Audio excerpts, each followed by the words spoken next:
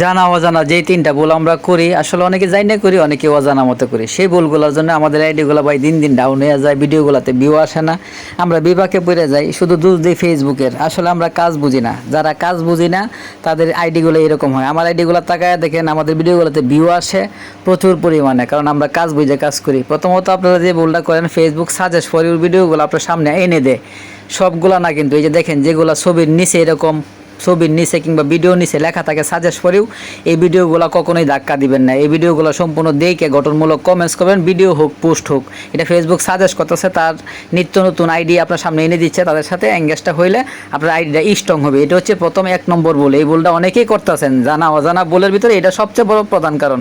দ্বিতীয় হচ্ছে হলো, আপনারা ভিডিও না দেখে কমেন্টস করেন। ভিডিও সামনে গেছে 5 মিনিটের ভিডিও, 30 সেকেন্ড 5 সেকেন্ড দেখে কমেন্টস করেন।